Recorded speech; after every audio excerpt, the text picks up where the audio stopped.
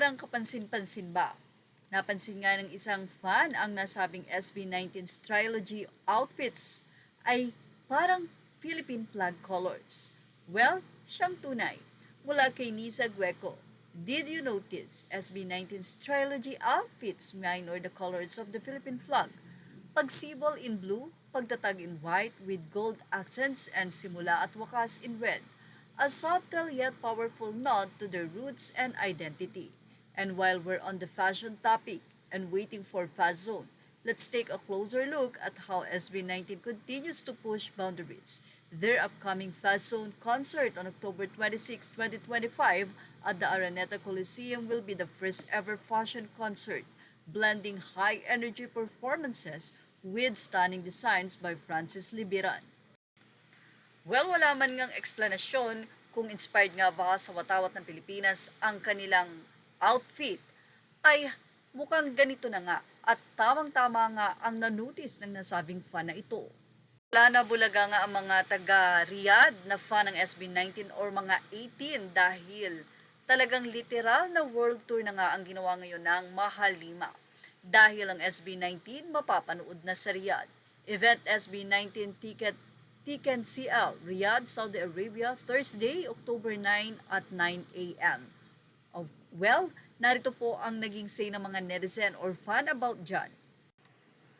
Wow, meron pa ring pre-sale to. Nasa webbook nga siya pero bakit walang official announcement? Nakakatakot tuloy tapos at the same time kakatakot din maubusan ng tickets kaya sana announce na nila. Guys, antayin nyo yung lapag original from SB19 OVP. Hanggat wala pang lalapag ang OVP, huwag basta-basta maniwala, say naman ng isang fan. Huwag hayaang basta na lang mapunta kung saan ang pera nyong pinaghirapan. Ang isa ay sinabing ano kaya yung ticket CL. Dalawa kasi yun sa webbook. Yun ba yun? Or soundcheck and high-buy session? Naman ng isa, kaya nga po, hindi kaya soundcheck. Say naman ng isa, kaya pala 199 lang tapos VIP lang ang open. Hala, ubusan ng pera to, hahaha, baka soundcheck nga yun. Tapos 9 a.m. at sa Banban na Cascade. Ang layo yung isang available na ticket sa Intercontinental na. Well, para sa worries ng iba, say ng isang fan, legit po wala pong masyadong scammer dito sa Saudi. Bawal mo dito yan, hahaha. WeBook po official website. Wait, hotel? Jeddah kaya, waiting kay OVP.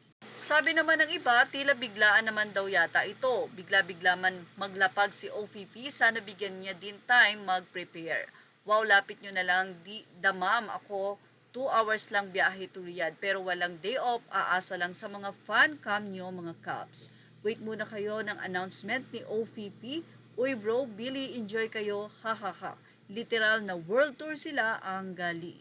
For watching, please like, share, and subscribe. Images are all credit to the rightful owners.